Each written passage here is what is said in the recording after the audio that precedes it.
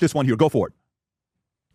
Every day we have to watch this. And I love that President Trump wrote on Twitter, don't be afraid of COVID. Don't let it dominate your life. Don't let it dominate your life? In terms of responding to a comment like that, it's gross. It's okay to be afraid of COVID, and it's okay that it's dominating your life. Everyone should be afraid of COVID. You shall know the truth, and the truth shall set you free. Oh, I can't come in, Mom. It's because of this flu thing. We won't be free of this pandemic until we listen to the acknowledged truth. Listen to the scientists. Science is truth. You know, science is truth. What is the impact to public health when people are openly questioning the science? Now is the time to do what you're told. By not hearing the truth, by not listening to the scientists, they are prolonging how bad the economy will be. When I see somebody out in the world who's not wearing a mask, I instantly think you are a threat, or you are selfish, or you are a COVID denier, and you definitely haven't been vaccinated. You don't wear a mask. What does that? Are you vaccinated? I am triple vaccinated. So why are you wearing a mask? Seek out the scientists and listen to their advice. Listen to the scientists. Listen to the science. And Senna couldn't keep the mask on. She kept taking the mask off, and the flight attendant came to me screaming in my face for the third time, Vinny, I'm looking at this person like, this is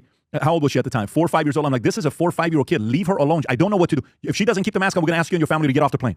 And she just screaming. It's like, I don't want to put the mask on a flight. These are the types of things we experience. And now she is sitting across from RFK calling him out. How do you react to this clip here? Well, first of all, it drives me crazy. The one that we were just showing with that little kid crying and screaming. And here's my thing.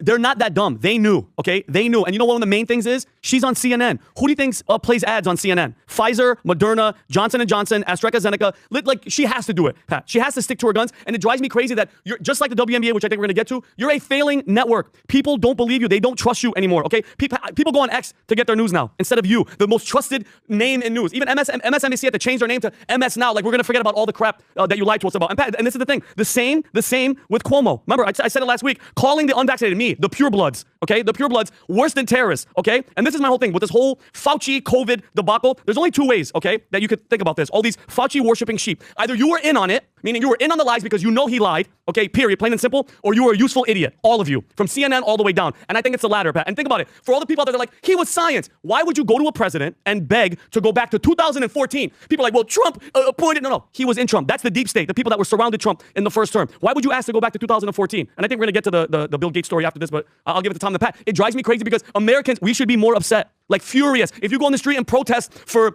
gays or whatever the hell you're going through for ICE, where are you at when your family's been sick or your grandfather died and you couldn't be there? That's what drives me crazy. I'm the lucky one, Pat. I don't know what I would do. I wouldn't know what I would do, Vincent Oshana, if I was duped into doing it and I got the jab. And you know me with my heart. I got sick or myocarditis or one of my kids, they told me to do it. My kid couldn't go to school and I jabbed my kid and now they're sick.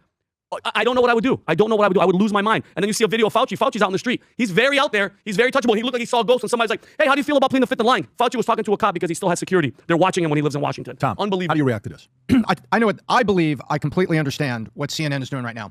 What they are right now, they are covering. They are duck and covering. I'll tell you why. The Fauci testimony is about to open the door to lawsuits because CNN and other media, but let's just talk about CNN. They crossed the line from reporting to advocacy. Yes. They were pushing and they were advocates. They weren't merely reporting. They crossed over into advocacy. And in that advocacy, there are lawsuits coming based on what Fauci has said because the veil has been torn and the truth is back there where people are going to come back. You came into advocacy. You knew what was going on. And they are trying, what is she doing? She's trying to interview RFK and to bring up some studies to show that COVID vaccines work. That was her opening salvo. The COVID vaccines worked. So they're going to cling to these studies show it worked. We were saying they worked. We were right. We didn't mislead you. Why are they doing that now? Why would CNN be saying this story right now rather than attacking Trump? Why? Yeah. And I'll tell you who's saying it. Dana Bash, the wife of Jeremy Bash, whose signature is one of the 51 intelligence officials that was on the letter talking about the Hunter Biden laptop. Weird. Isn't that weird? So guess what? Oh. How was your day at work? I signed a letter, I'm not really sure about the laptop shit, but I just signed a letter anyway. What did you do? Well, I'm really not sure about COVID, but I just did a segment tonight. Well, what do you want for dinner, honey?